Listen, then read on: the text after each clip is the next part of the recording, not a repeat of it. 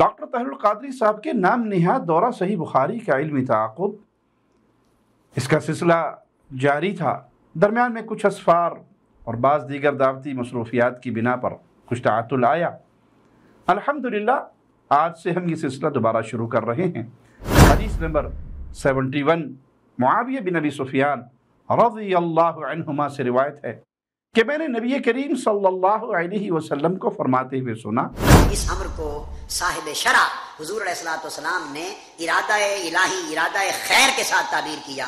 اس کو بدعت یا دین میں اضافہ تصور کرنا یہ اللہ کے ارادے کے خلاف بغاوت کے مترادف ہے۔ تفقہ فی الدین کو آج تک کسی نے بدعت یا دین میں اضافہ قرار نہیں دیا۔ قادری صاحب نے حسب عادت مغالطہ دینے کی کوشش کی۔ تفقہ فی الدین صرف فضیلت کا ہی باعث نہیں بلکہ رب کی طرف سے اس کے حصول کا حکم بھی ہے۔ ملا علی قاری صاحب کی کتاب المصنوع فی معرفت الحدیث الموضوع، شیخ ابو غدہ کی تحقیق و تعلیقات کے ساتھ مطبوع، باطل قطعا لأنہ مناقض للاجماع، یہ روایت باطل ہے اور اجماع کے مخالف ہے کہ اجماع اس بات پر ہے کہ عبادات میں سے کوئی عبادت بھی سالوں کی فوت شدہ عبادات کے قائم مقام نہیں ہو سکتی۔ حدیث کو جو تشریح قبر پرست پیش کرتے ہیں وہ نصوص قرآن و سنت سے متصادم ہونے کی وجہ سے باطل تشریح ہے۔ اللہ تعالیٰ سے دعا ہے اللہ ہمیں کتاب و سنت کے مطابق اپنے عقیدے اور اپنے عمل بنانے کی توفیق عطا فرمائے۔ السلام علیکم ورحمۃ اللہ وبرکاتہ۔ ان الحمد للہ نحمده ونستعینه ونستغفره ونعوذ باللہ من شرور انفسنا ومن سیئات اعمالنا من يهده الله فلا مضل له ومن يضلل فلا هادي له أشهد أن لا إله إلا الله وحده لا شريك له وأشهد أن محمدا عبده ورسوله اما بعد۔ ڈاکٹر طاہر القادری صاحب کے نام نہاد دورہ صحیح بخاری کا علمی تعاقب، اس کا سلسلہ جاری تھا۔ درمیان میں کچھ اسفار اور بعض دیگر دعوتی مصروفیات کی بنا پر کچھ تعطل آیا۔ الحمدللہ آج سے ہم یہ سلسلہ دوبارہ شروع کر رہے ہیں۔ صحیح بخاری کتاب العلم، باب ہے من یرید اللہ بہ خیرا یفقہہ فی الدین۔ حدیث نمبر 71 معاویہ بن ابی سفیان رضی اللہ عنہما سے روایت ہے کہ میں نے نبی کریم صلی اللہ علیہ وسلم کو فرماتے ہوئے سنا، من یرید اللہ بہ خیرا، اللہ جس سے خیر کا ارادہ فرما لے، یفقہہ فی الدین، اسے دین میں سمجھ بوجھ عطا کرتا ہے۔ وَإِنَّمَا أَنَا قَاسِمٌ وَاللَّهُ يُعْطِي، اور میں تو تقسیم کرنے والا ہوں، اللہ عطا فرمانے والا ہے۔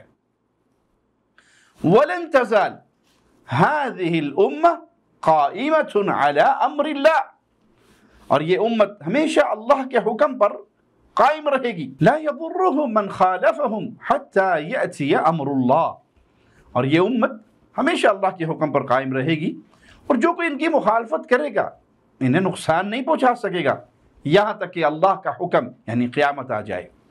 اس حدیث میں تفقہ فی الدین کی بڑی فضیلت وارد ہوئی۔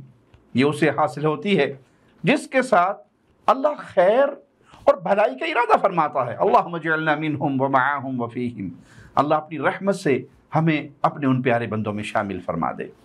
اسی طرح رسول اللہ صلی اللہ علیہ وسلم کی ایک صفت قاسم کا ذکر خیر بھی ہوا اس حدیث میں، اور دین کے قیامت تک رہنے کا بھی ذکر۔ اس حدیث کو لے کر ڈاکٹر طاہر القادری صاحب نے جو غلط استدلال کیے ہیں، آئیے ان کی وضاحت ہم آپ کے سامنے پیش کرتے ہیں۔ پہلے قادری صاحب کو سن لیجئے۔ تو جس امر کو صاحب شرع حضور علیہ السلام نے ارادہ الہی، ارادہ خیر کے ساتھ تعبیر کیا، اس کو بدعت یا دین میں اضافہ تصور کرنا یہ اللہ کے ارادے کے خلاف بغاوت کے مترادف ہے۔ تفقہ فی الدین کو آج تک کسی نے بدعت یا دین میں اضافہ قرار نہیں دیا۔ قادری صاحب نے حسب عادت مغالطہ دینے کی کوشش کی۔ تفقہ فی الدین صرف فضیلت کا ہی باعث نہیں بلکہ رب کی طرف سے اس کے حصول کا حکم بھی ہے، جیسے کہ سورۃ توبہ آیت نمبر 122 میں مولا فرماتا ہے وَمَا كَانَ الْمُؤْمِنُونَ لِيَنْفِرُوا كَافَّةً فَلَوْلَا نَفَرَ مِنْ كُلِّ فِرْقَةٍ مِّنْهُمْ طَائِفَةٌ لِيَتَفَقَّهُوا فِي الدِّينِ وَلِيُنذِرُوا قَوْمَهُمْ إِذَا رَجَعُوا إِلَيْهِمْ لعلہم یحذرون۔ آیت کا ترجمہ بھی ہم آپ کو طاہر القادری صاحب کے عرفان القرآن سے دکھاتے ہیں۔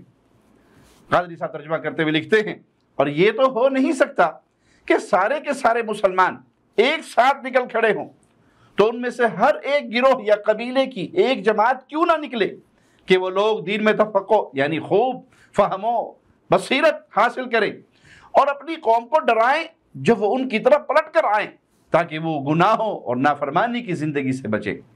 اندازہ لگائیں دین میں تفقہ، گہری سمجھ بوجھ حاصل کرنے کی کس قدر اہمیت ہے کہ وہ سورہ جو جہاد کی اہمیت پر مشتمل ہے، اس میں احکام جہاد کے دوران بھی اللہ تعالیٰ اہل ایمان کے ہر گروہ سے چند لوگوں کو دین میں تفقہ حاصل کرنے کا حکم دے رہا ہے۔ وہ تمام افراد پر یہ لازم نہیں، لیکن کچھ لوگ ضرور ایسے ہوں جو دین میں گہری سمجھ بوجھ حاصل کریں، تاکہ جب باقی لوگ ان کی طرف واپس پلٹیں تو یہ ان کو ڈرائیں، ان کو خوشخبریاں دیں، ان کو دین کا علم دیں۔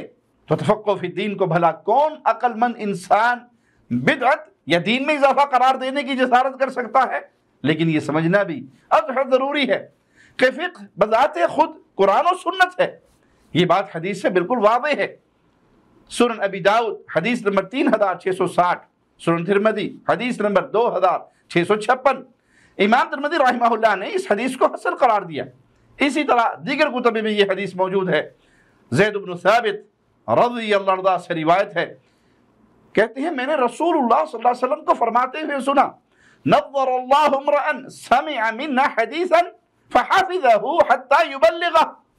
اللہ تعالیٰ اس شخص کو تر و تازہ رکھے جس نے ہم سے کوئی حدیث سنی اور اسے یاد رکھا یہاں تک کہ اسے آگے پہنچا دیا۔ فرب حامل فقہ الی من هو افقہ منہ، بہت سے حاملین فقہ جو اس فقہ کو اپنے سے زیادہ سمجھدار تک پہنچا دیتے ہیں۔ ورب حامل فقہ لیس بفقیہ، اور بہت سے حامل فقہ خود فقیہ نہیں ہوتے۔ حدیث بڑی واضح ہے، اس میں حدیث یاد کرنے والے کو حامل فقہ قرار دیا۔ وہ فقہ حدیث ہے، وہ فقہ نصوص قرآن و سنت ہے۔ ان میں سبھی کی سمجھ، سوجھ بوجھ، فہم و بصیرت یکساں نہیں ہوتی۔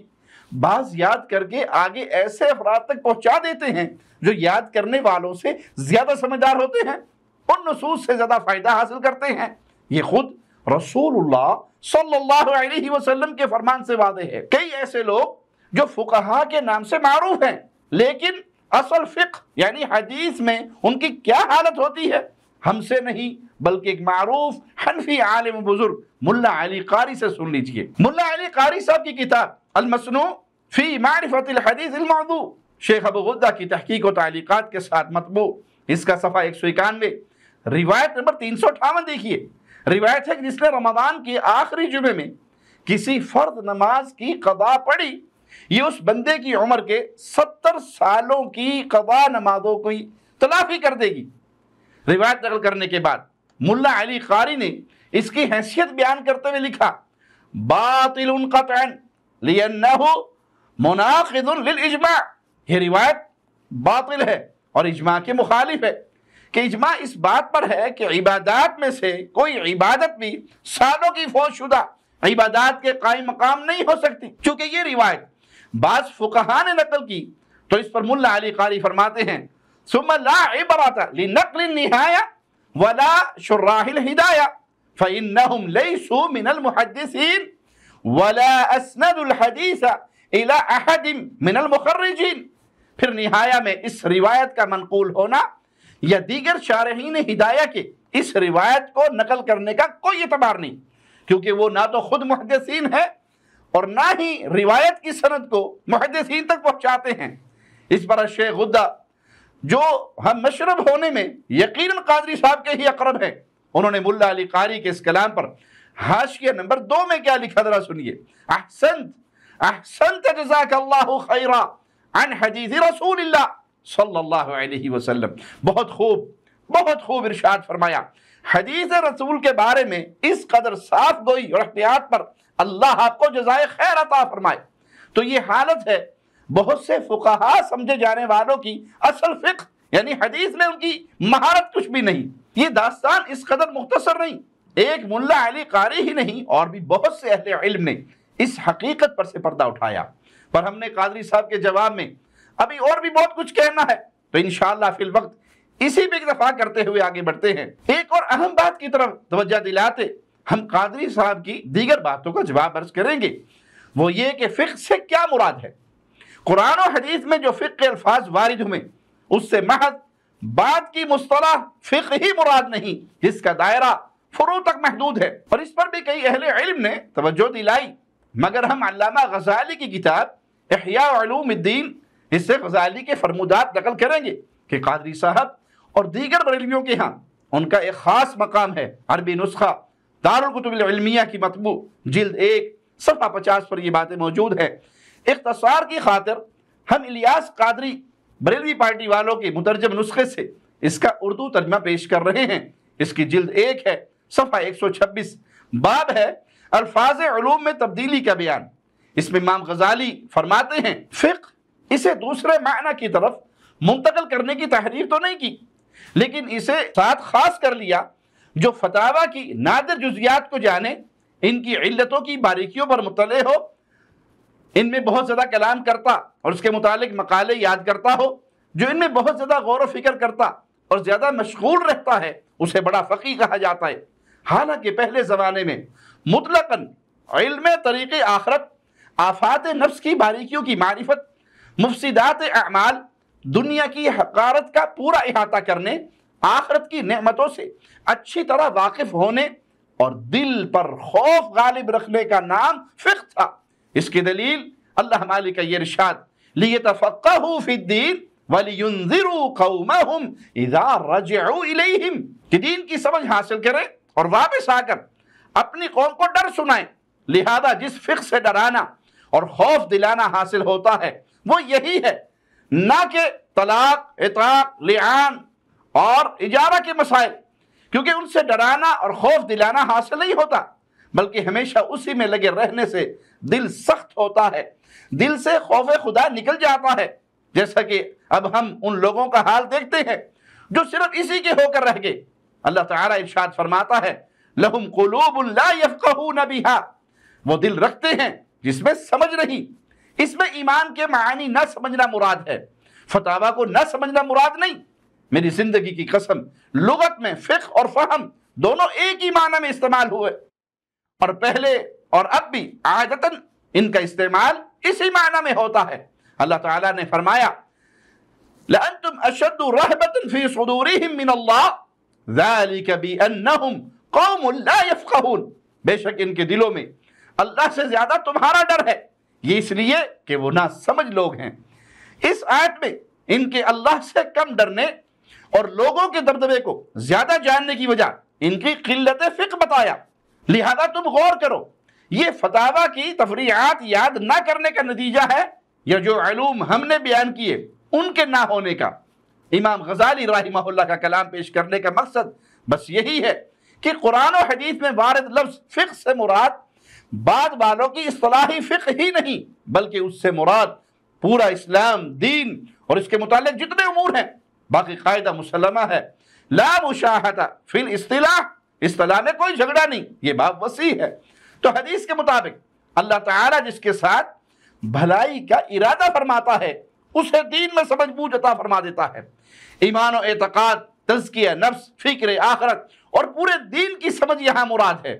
مزید سنیے قادری صاحب اس حدیث کو لے کر کیا فرماتے ہیں۔ اور فقہ فی الدین ملتی کیسے ہے، اللہ کا ارادہ خیر ہوتا کیسے ہے؟ فرمایا سن لو انما انا قاسم، خیرات تو اللہ کی ہے مگر تقسیم صرف در مصطفیٰ سے ہوتی ہے۔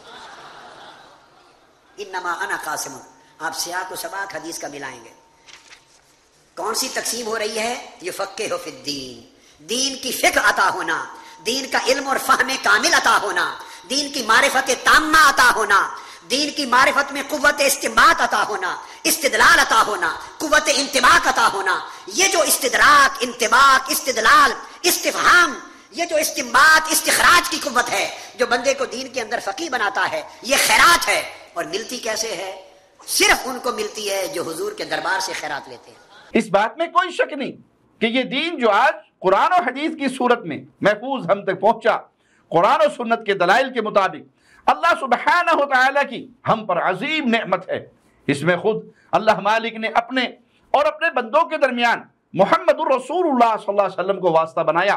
سارا کا سارا دین محمد کریم صلی اللہ علیہ وسلم پر بدریہ وحی نازل فرمایا، اور لوگوں کو انہی سے دین لینے کے لیے ان کی غیر مشروط اطاعت اور اتباع کا حکم دیا۔ آپ صلی اللہ علیہ وسلم ہی نے اللہ کی یہ نعمت کما حقھا آگے تقسیم فرمائی۔ جو قرآن و سنت پہ چلنے والے ہیں وہ اس واسطے کا کبھی بھی انکار نہیں کر سکتے۔ جو کچھ ملا، قرآن ملا، حدیث ملی، اللہ کا تعارف ملا، یہ سب کہاں سے ملا؟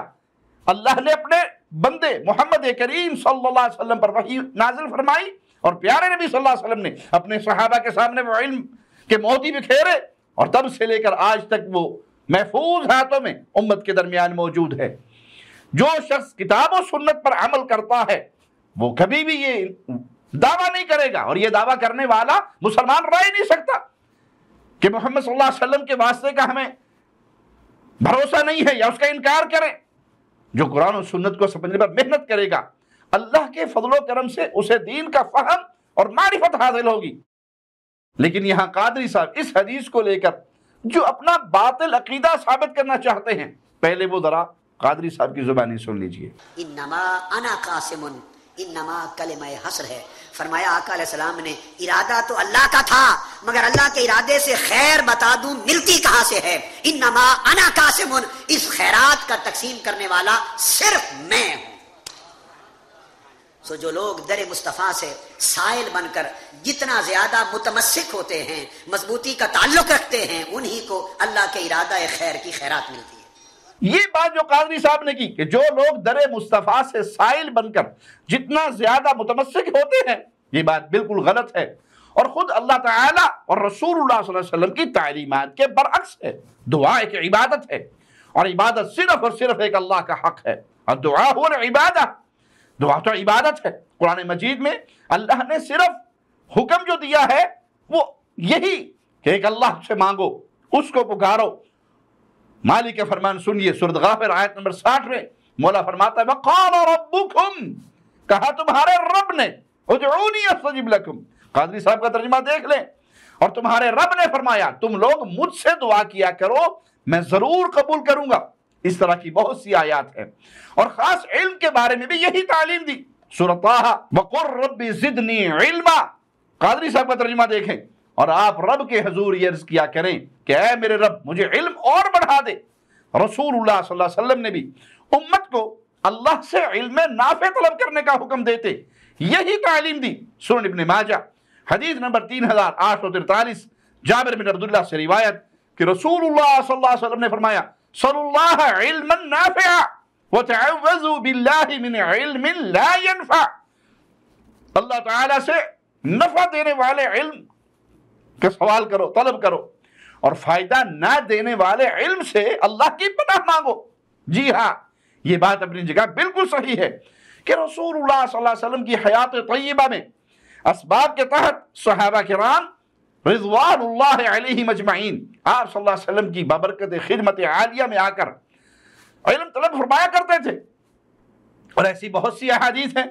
مثال کے طور پہ صحیح بخاری حدیث نمبر 834، ابو بکر صدیق نے عرض کیا علمنی دعاء ادعو به فی صلاتی، یا رسول اللہ صلی اللہ علیہ وسلم مجھے کوئی دعا سکھائیے جو میں اپنی نماز میں مانگوں۔ تو رسول اللہ صلی اللہ علیہ وسلم نے انہیں یہ دعا سکھائی اللہم انی ظلمت نفسی ظلما کثیرا ولا یغفر الذنوب الا انت فاغفر لی مغفرة من عندک وارحمنی انک انت الغفور الرحیم۔ لیکن وفات کے بعد کبھی کسی صحابی نے کوئی کسی ایک صحیح روایت ثابت شدہ روایت سے یہ بات ثابت نہیں کہ کسی ایک صحابی نے وفات کے بعد رسول اللہ صلی اللہ علیہ وسلم کی قبر پر آ کر آپ سے کوئی ایسی درخواست کی ہو، التماس کی ہو کہ مجھے یہ سکھا دیں، مجھے یہ علم دے دیں۔ حتیٰ کہ پیر کے روز جب رسول اللہ صلی اللہ علیہ وسلم فوت ہوئے تو غم کے اس موقع پر امیر عمر نے یہاں تک فرما دیا واللہ ما مات رسول اللہ صلی اللہ علیہ وسلم، اللہ کی قسم رسول اللہ صلی اللہ علیہ وسلم وفات نہیں پائے، آپ فوت نہیں ہوئے۔ صحیح بخاری حدیث نمبر 3667 سے 3670 تک دیکھ لیں۔ اس موقع پر بھی کسی صحابی نے یہ نہیں کہا کہ یہ رسول اللہ صلی اللہ علیہ وسلم کا وجود اثر ہماری آنکھوں کے سامنے موجود ہے، آؤ اللہ کے رسول سے علم حاصل کرتے ہیں، آپ سے سیکھتے ہیں کہ آپ واقعی فوت نہیں ہوئے بلکہ آپ زندہ ہیں۔ نہیں، بلکہ سیدنا ابوبکر صدیق نے قرآن مجید کی آیات سے آپ صلی اللہ علیہ وسلم کی وفات ثابت کی، اور تمام صحابہ وفات رسول پر متفق ہو گئے۔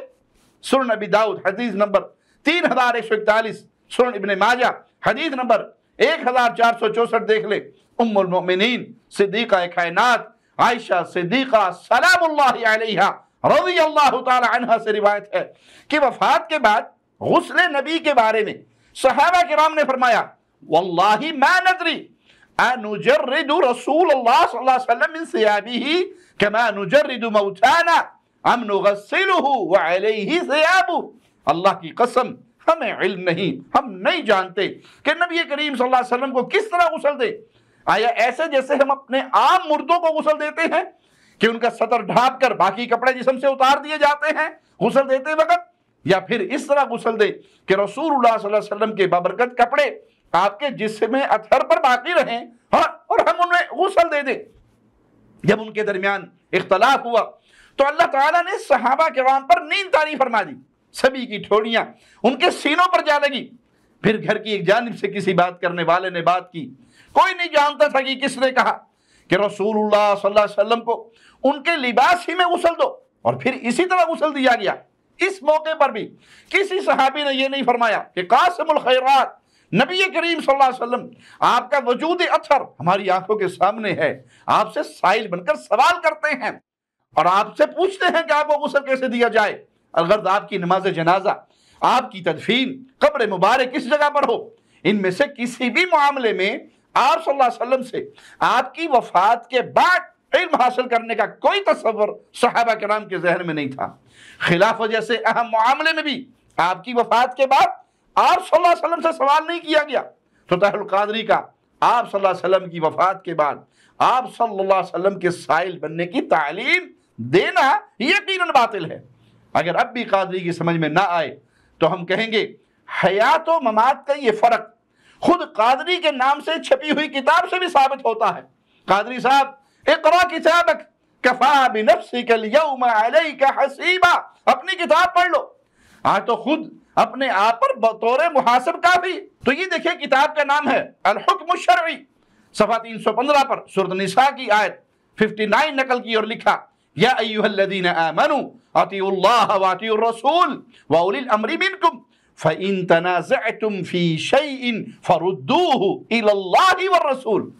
آیت مبارکہ کا ترجمہ بھی اسی کتاب کے صفحہ 316 سے لکھتے ہیں اے ایمان والو، اللہ کی اطاعت کرو اور رسول اللہ صلی اللہ علیہ وسلم کی اطاعت کرو اور اپنے میں سے اہل حق صاحبان امر کی، پھر اگر کسی مسئلے میں تم باہم اختلاف کرو تو اسے حتمی فیصلے کے لیے اللہ اور اس کے رسول کی طرف لوٹا دو۔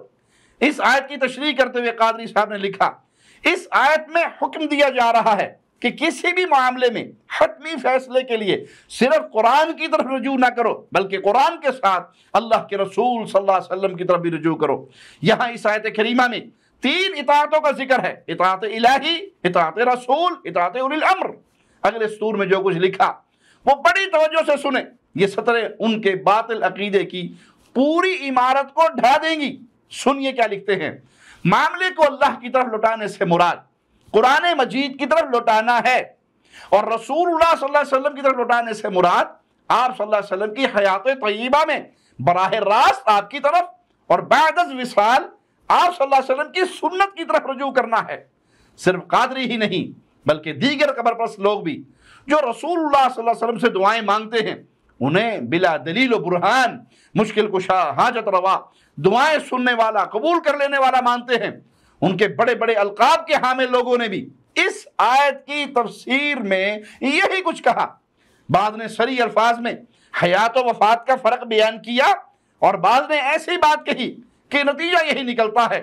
ثبوت کے طور پر آپ یہ دیکھیں، یہ ان کے شیخ الاسلام والمسلمین علامہ محمد مدنی اشرفی صاحب نے تفسیر اشرفی میں اسی آیت کی تفسیر میں لکھا، یعنی قرآن کریم اور ذات رسول کو اپنا حکم بناؤ، اور آپ صلی اللہ علیہ وسلم کی حیات نہ ہونے کی صورت میں آپ کی سنت کی طرف رجوع کرو، اور کتاب و سنت کا جو فیصلہ ہو اسے بصرم و چشم قبول کر لو۔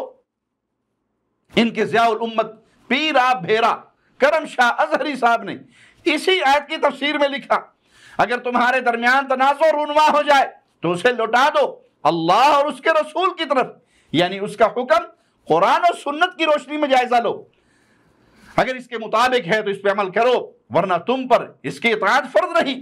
سنت کی طرف رجوع کی تشریح کا یہی مطلب ہے کہ یہ لوگ بھی اس بات کو مانتے ہیں کہ رسول اللہ صلی اللہ علیہ وسلم کی وفات کے بعد یہ ممکن نہیں کہ آپ صلی اللہ علیہ وسلم سے فیصلہ لیا جائے، اب بس یہی طریقہ ہے کہ آپ پر نازل ہوئے قرآن و سنت کی طرف رجوع کیا جائے۔ مزید تفصیل کے لیے اب ہمارے اس سلسلے کا بیان اس کا 14واں حصہ دیکھ لیں، جس میں قادری صاحب کی طرف سے دیے گئے نام نہاد دلائل کہ رسول اللہ صلی اللہ علیہ وسلم بھی عطا فرماتے ہیں ان کی وضاحت کی گئی ہے۔ وَلِلَّهِ الْحَمْدِ۔ خلاصہ کلام، سائل صرف اللہ ہی کا بننا ہے، دعا صرف اللہ ہی سے مانگنی ہے، یہی قرآن و سنت کی تعلیم ہے، اور یہی صحابہ کرام رضوان اللہ علیہم اجمعین اور سلف صالحین کا طریق ہے۔ آگے غور سے سنیے قادری صاحب دوسروں پر مغالطے کا الزام لگاتے کیسے لوگوں کو مغالطہ اور دھوکہ دیتے ہیں کہ دیتا اللہ ہے، توسل کی ضرورت کیوں پیش آتی ہے؟ اس میں ایک مغالطہ ہے۔ ہم نے صرف یہی سنا کہ اللہ دیتا ہے، یہ کبھی غور نہ کیا کہ دیتا کسے ہے۔ بس یہی کہتے لگے آئے اور یہی سنتے لگے اللہ دیتا ہے، اللہ دیتا ہے، کوئی شک نہیں کہ اللہ دیتا ہے، مگر آؤ صاحب شریعت سے پوچھیں آقا دیتا تو اللہ ہے پر دیتا کسے ہے؟ حضور نے فرمایا واللہ یؤتی، اللہ مجھے عطا کرتا ہے، آگے میں تقسیم کرتا ہوں۔ تو گویا عطا کا مورد بارگاہ مصطفیٰ ہے اور تقسیم کا منبع حضور کی بارگاہ ہے۔ بے شک یہ بات تو حدیث میں ہے کہ آپ نے فرمایا میں تقسیم کرنے والا ہوں اور اللہ دیتا ہے۔ ان الفاظ کی تشریح میں بریلویہ کے شیخ الحدیث علامہ غلام رسول سعیدی صاحب نے اپنی شرح بخاری نعمت الباری جلد 1 صفحہ 332 پر لکھا۔ یہ کیوں فرمایا کہ میں تو صرف قاسم ہوں؟ اس کا جواب یہ ہے کہ یہاں مراد قصر قلب ہے، یعنی میں عطا نہیں کرتا، عطا تو اللہ تعالیٰ کرتا ہے، میں تو صرف اس عطا کی تقسیم کرتا ہوں۔ اور کیا تقسیم کرتا ہوں یہ نہیں فرمایا، تاکہ آپ کی تقسیم صرف فقہ میں منحصر نہ ہو۔ اللہ تعالیٰ ہر چیز عطا کرتا ہے، خواہ وہ علم ہو یا مال۔ اسی وجہ سے ائمہ حدیث نے اس حدیث کو باب العلم میں بھی ذکر کیا اور باب الغنیمہ میں بھی ذکر کیا۔ یہاں تک تو حدیث کی تشریح صحیح ہے کہ ہر چیز جو اللہ تعالیٰ نے نبی صلی اللہ علیہ وسلم کو عطا فرمائی آپ نے اللہ کے حکم کے مطابق وہ تقسیم فرما دی۔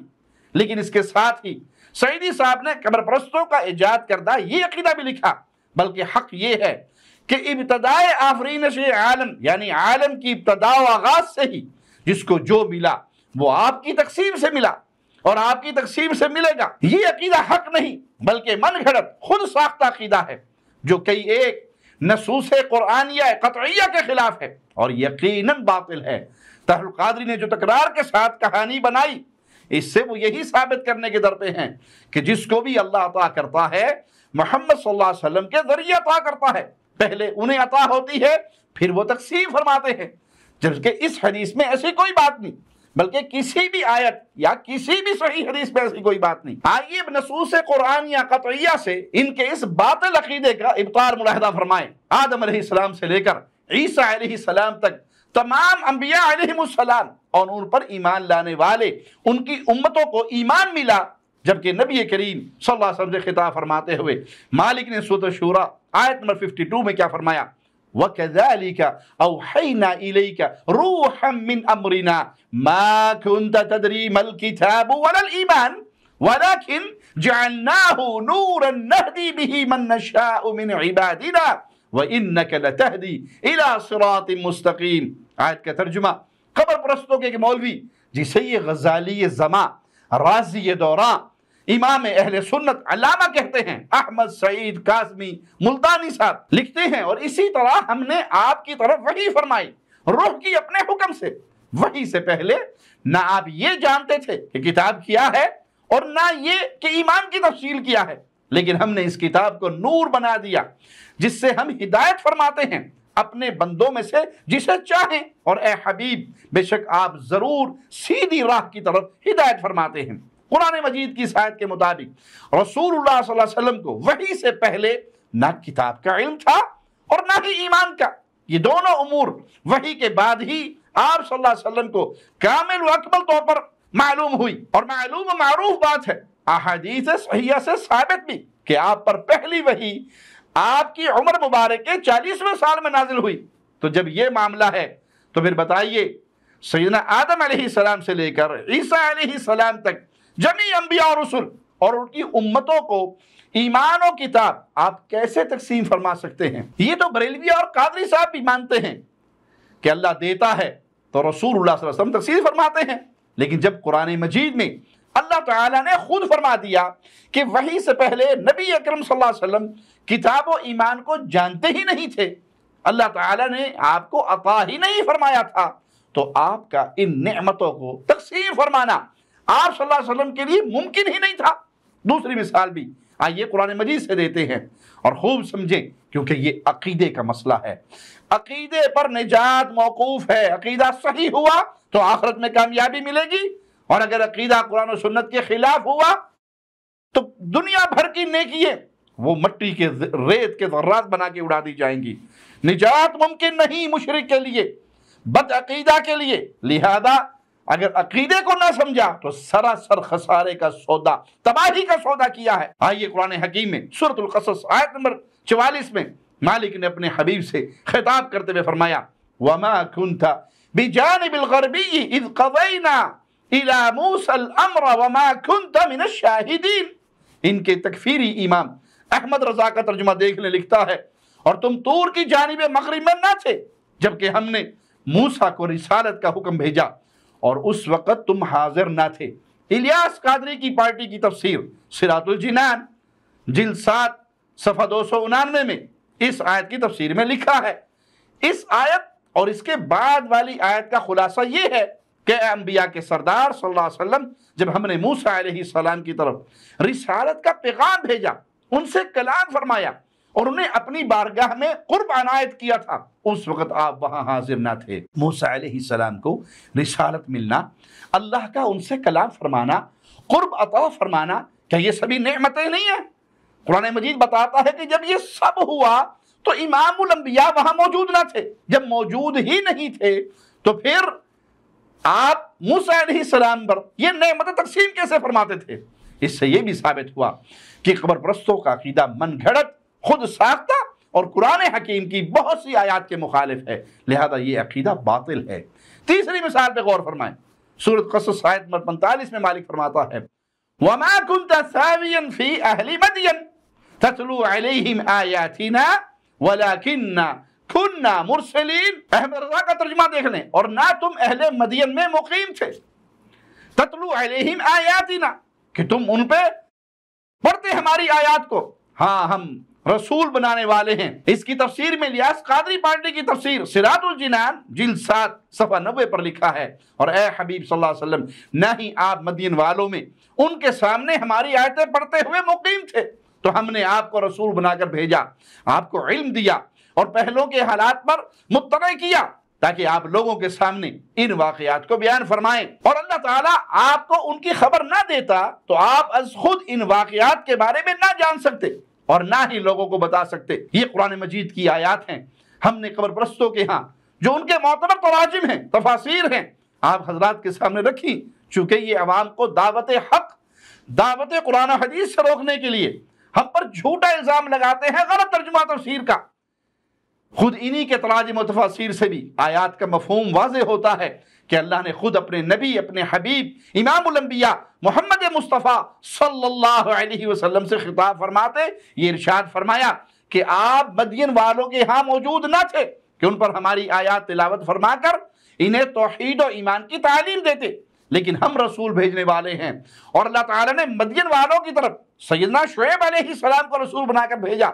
قرآن مجید کی کئی صورتوں میں اس بات کا تذکرہ موجود ہے۔ سورۃ الاعراف آیت نمبر 85، سورۃ ہود آیت نمبر 84، سورۃ العنکبوت آیت نمبر 36 میں فرمایا وَإِلَىٰ مَدْيَنَ أَخَاهُمْ شُعَيْبًا، احمد رضا تکفیری کا ترجمہ، اور مدین کی طرف ان کی برادری سے شعیب کو بھیجا۔ پھر سیدنا شعیب علیہ السلام نے اپنی قوم کو توحید کی دعوت بھی دی، اور جو منکرات قوم میں پائی جاتی تھی ان سے ان کو روکا، ان کی مذمت فرمائی۔ سورہ شعراء آیت نمبر 190 کے مطابق سنیے، وَمَا كَانَ أَكْثَرُهُمْ مُؤْمِنِينَ، ان میں سے اکثریت تو ایمان نہیں لائی، لیکن کچھ لوگ تو ایمان لائے جنہیں اللہ تعالیٰ نے عذاب سے نجات دی۔ سورۃ ہود آیت نمبر 94 سنیے، مالک فرماتا ہے وَلَمَّا جَاءَ أَمْرُنَا نَجَّيْنَا شُعَيْبًا وَالَّذِينَ آمَنُوا مَعَهُ بِرَحْمَةٍ مِّنَّا، اور جب ہمارا فیصلہ آیا کہ ہم نے شعیب کو اور ان لوگوں کو جو ان کے ساتھ ایمان لائے تھے اپنی رحمت سے بچا لیا، وَأَخَذَتِ الَّذِينَ ظَلَمُوا الصَّيْحَةُ فَأَصْبَحُوا فِي دِيَارِهِمْ جَاثِمِينَ، اور جنہوں نے ظلم کیا انہیں چیخ نے پکڑ لیا تو انہوں نے اپنے گھروں میں اس حال میں صبح کی کہ وہ اوندا پڑے ہوئے تھے۔ یہ لوگ جو شعیب علیہ السلام کی دعوت پر ایمان لائے، نجات پائی، رب العالمین کی رحمت کے مستحق بنے، ان پر قرآن مجید کی آیت کے مطابق امام الانبیاء نے آیات تلاوت نہیں فرمائی، ایمان و ہدایت کی تقسیم نہیں فرمائی، تو قبر پرستوں کا یہ کہنا کہ اللہ تعالیٰ اپنے نبی کو دیتا ہے پھر وہ تقسیم فرماتے ہیں اور دنیا شروع سے لے کے آخر تک جس کو جو ملا ہے نبی کے در سے، یہ بات قرآن مجید کی کئی آیات کے خلاف اور باطل عقیدہ ہے۔ چوتھی مثال بھی دیکھ لیں، سورۃ آل عمران آیت نمبر 33 میں بیان فرمایا ان اللہ اصطفیٰ آدم ونوحا وآل ابراہیم وآل عمران علی العالمین، یقیناً اللہ نے چن لیا آدم اور نوح کو اور آل ابراہیم اور آل عمران سارے جہانوں پر۔ یہ بعض کی اولاد ہے۔ پھر آیت 34 میں زوجہ عمران کی مانی ہوئی نظر کا ذکر کیا کہ انہوں نے کہا جو کچھ میرے پیٹ میں ہے وہ تیرے لیے آزاد چھوڑا ہوا ہے، سو تو مجھ سے قبول فرما، یقیناً تو سب کچھ سننے والا سب کچھ جاننے والا ہے۔ آیت 36 میں ہے کہ بیٹی ہوئی، ان کا نام مریم رکھا، ان کے لیے دعا فرمائی۔ آیت 37 میں ہے کہ رب تعالیٰ نے سیدہ مریم علیہ السلام کو خوب قبول فرمایا، خوب اچھی طرح ان کی پرورش فرمائی۔ سیدنا زکریا علیہ السلام کو ان کا کفیل بنایا۔ زکریا جب کبھی مریم کے پاس جاتے ان کی عبادت کی جگہ پر تو ان کے پاس کھانے کی چیزیں پاتے، پوچھتے یہ مریم آپ کے لیے کہاں سے؟ فرمایا میرے رب کی طرف سے، اللہ جسے چاہتا ہے بے حساب رزق عطا فرماتا ہے۔ آیت 38 میں ہے وہیں زکریا علیہ السلام نے اپنے لیے اولاد کی دعا کی۔ آیت 39 میں ہے کہ زکریا علیہ السلام عبادت گاہ میں نماز پڑھ رہے تھے، اس حال میں فرشتوں نے پکارا کہ اللہ تعالیٰ آپ کو بیٹے یحییٰ علیہ السلام کی خوشخبری دیتا ہے جو اللہ کے کلمے سیدنا عیسیٰ علیہ السلام کی تصدیق کرنے والے، سردار اور اپنے آپ پر بہت ضبط کرنے والے اور نبی اور صالحین میں سے ہوں گے۔ آیت 40 میں ہے کہ زکریا علیہ السلام نے فرمایا میرے بیٹا کیسے پیدا ہوگا؟ مجھے بڑھاپا آ پہنچا، بیوی میری بانجھ ہے۔ آیت 41 میں ہے کہ زکریا علیہ السلام نے اپنے لیے نشانی طلب فرمائی، رب نے نشانی بتائی اور صبح شام ذکر الہی اور تسبیح کا حکم دیا۔ آیت 42 میں ہے کہ اللہ تعالیٰ سیدہ مریم علیہ السلام سے فرماتا ہے اے مریم اللہ تعالیٰ نے آپ کو چن لیا، آپ کو پاک کر دیا اور تمام جہانوں کی عورتوں پر چن لیا۔ آیت 43 میں سیدہ مریم کو ادب سے قیام، سجدہ اور رکوع کرنے والوں کے ساتھ رکوع کرنے کا حکم دیا۔ ان آیات پہ غور فرمائیں، ان میں اللہ تعالیٰ نے سیدہ مریم کے والدین سیدنا زکریا، یحییٰ، سیدہ مریم پر کتنی بڑی بڑی نعمتوں کا ذکر فرمایا۔ اور پھر دیکھیں آیت 44 میں مالک نے کیا فرمایا ذَلِكَ مِنْ أَنْبَاءِ الْغَيْبِ نُوحِيهِ إِلَيْكَ وَمَا كُنْتَ لَدَيْهِمْ إِذْ يُلْقُونَ أَقْلَامَهُمْ أَيُّهُمْ يَكْفُلُ مَرْيَمَ وَمَا كُنْتَ لَدَيْهِمْ إِذْ يَخْتَصِمُونَ۔ احمد رضا تکفیری کا ترجمہ دیکھ لیں، یہ غیب کی خبریں ہیں کہ ہم خفیہ طور پر تمہیں بتاتے ہیں اور تم ان کے پاس نہ تھے جب وہ اپنی قلموں سے قرعہ ڈالتے تھے کہ مریم کس کی پرورش میں رہیں گی، اور تم ان کے پاس نہ تھے جب وہ جھگڑ رہے تھے۔ اس آیت میں بھی اللہ تعالیٰ نے اپنے حبیب امام الانبیاء، امام کائنات، امام اعظم محمد الرسول اللہ صلی اللہ علیہ وسلم سے یہی فرمایا آپ وہاں موجود نہ تھے۔ یہ سبھی غیب کی خبریں ہیں جو ہم نے بدریہ وحی آپ کو بتائی۔ الغرض جب نبی کریم صلی اللہ علیہ وسلم وہاں موجود ہی نہیں تھے تو یہ نعمتیں کس طرح ان پر تقسیم فرماتے؟ حدیث کو جو تشریح قبر پرست پیش کرتے ہیں وہ نصوص قرآن و سنت سے متصادم ہونے کی وجہ سے باطل تشریح ہے۔ اللہ تعالیٰ سے دعا ہے اللہ ہمیں کتاب و سنت کے مطابق اپنے عقیدے اور اپنے عمل بنانے کی توفیق عطا فرمائے، اسی کتاب و سنت پہ قائم رکھے، اسی کتاب و سنت پہ موت دے، اور اس حال میں موت دے اللہ ہم سے راضی ہو، ہم اپنے اللہ سے راضی ہوں، فرشتے ہماری روح نکالنے کے لیے آئیں تو یہ خوشخبری دیں اپنی مبارک روحوں کو باہر نکالو، تمہارا اللہ تم سے راضی ہو چکا ہے۔ اقول قولی ھذا واستغفر اللہ لی ولکم ولسائر المسلمین۔ ہر لمحہ قرآن اور سنت کا ترجمان، فضیلت الشیخ توصیف الرحمان۔